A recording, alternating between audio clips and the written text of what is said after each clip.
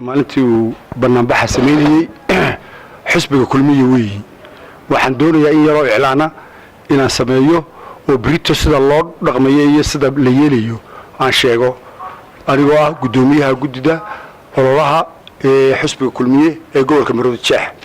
marka hore walaalahay iyo maxaan ku taageerayaasha xisbiga kulmiye ee gobolka Maroodi Jeex mahadnaq ballaaran ayaan uga sidaa gudoomiyaha xisbiga kulmiye isla markaana musharaxa madaxweynaha ee xisbiga kulmiye mahadnaq weyn oo ballaaran ayaan uga sidaa taa waxaan doonayaa inaan gaarsiiyo wuxuu idin ka mahad celinayaa taageeradiina maxaan ku lahaayay maanta aad taageersantiin iyo haddii la beddeliyay intii badnayd ay soo taageeriseen xisbiga kulmiye ayuu gudoomiyuhu idin ka mahadnaqaya aniguna mahadnaqa runtii aad iyo aad baan ula wadaagaa walaalayaal waxa la gaaray waqtigii aynu xuduudeena iyo maxaan ku lahaayay ololihii u bilaabanaya ayaa la gaaray waa waqtigii aynu muujinaynay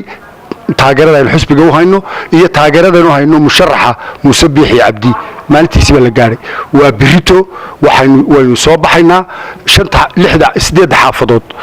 xaafad walba meelo ayaa loo sameeyay ka soo baxaan waxa imanaysaan maxaan ku lahayd dabadna beerta xorriyadda ayaa la imanaya waxa la xiriiraya gudida doorashooyinka maxaan ku lahayd gobolka Maroodi Jeex meelaha ay maxaan ku lahayd idin ayaa la xiriiraysa meelaha idin calaamadiyaan waxaan idinku dardaarmaya oo anigoo ka wakiila maxaan ku lahayd musharaxa madaxweynaha waxaan idinku dardaarmaynaa in anshaxa ilaalisaan nidaamka ilaalisaan maxaan ku lahayd nabadgelyada ilaalisaan ayaanu idinku dardaarmaynaa aad iyo aad waxaan doonayaa mar labaad inaan ku celiyo inaan nabadgelyada ilaalisaan maxaan ku lahayd anshaxa ilaalisaan asluubta ilaalisaan si wanaagsan oo maxaan ku lahayd leedku yaqaanay kulmiyaha daatiyin ina u soo baxdaan xoog soo baxdaan gawaadhidu basas baa loo qeybiyay degmooyinka ina qaadimayaan basasku waxaanu aad iyo aad idinka codsanaynaa ina xil far badan isa saartaan hawshu way badan tahay way naga badan tahay ilaahayna waa ina badiyay waxaan doonaynaa qofku inuu xil qofnimo dadnimo xisbinimo uu isa saaro uu maxaan ku lahaayay dhibaatada u adkaysto maxaan ku lahaayay wixii tacdiibaad ku yimaado uu adkaysto maxaan ku lahaayay hadii la bedel leeyahay basaskuna wada qaadi maayaan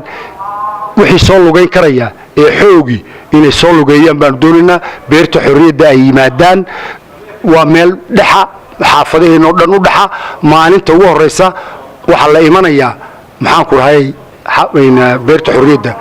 والسلام عليكم مركان دغوك كوا واو iman doona maanta hargeysa ayaan la hadlaynaa in caasimada hargeysa ee dadka intiisa badal joogto ayaan la hadlaynaa in waxaan leenahay oo ku celcelinaya nabadgelyada hal la ilaaliyo hal la isu dulqaato hal qof walba qofka kale garabkiisa ka saddexda musharaxa waa ilmaadirada weeye maxaa ku lahayd codku baan ku tartamaynaa wax xifaaltani iyo wax xanafi ma jirto وأنا حوجين صوصرنا عدودين موجودين سي وناكسن أو سلمة أو محاكو هاي نبتقليو أيين محاكو هذه اللي بتقول موجودين وحن مرة بعد كعلنية تاجريش كل مية وكعلنية إني حوج صباحان ومانتي نوجه الرئيسي وعدودين موجودين ومانت هاي بابا وحلاها هاي صباحين على مدها هلا موجو oo guriyaha la suro oo gaadidka wataan sura taageerayaasha kulmiye waxaan faraynaa maxaa ku inay biladaha qaataan qof walba bilidiisa sito qof walba koofiyadiisa soo qaato qof walba maxaa ku lahayd hadii calanka gurigiisa suro gaarigiisa suro daasna qaato marka intaasaan ku celcelinaa waa maalintii ugu horeysay ee xad weeye waa bisha 22keeda walaalo waxaan ku celcelinaynaa in xoog loo soo baxo wassalaamu calaykum si sharaf leh karaamo leh asluub leh in loo soo maxaa ku lahayd loo dhaqmo ayaan doonayna oo qofna qof riixin qofna aanu waa kuleel bay noqon doontaa cadadu kulaan doontaa waqti kulul bay noqon doontaa in la isu dulqaato maxaan ku lahaayay gacmaha la isqabsado wassalaamu calaykum waxa gudoomiye ku xigeenka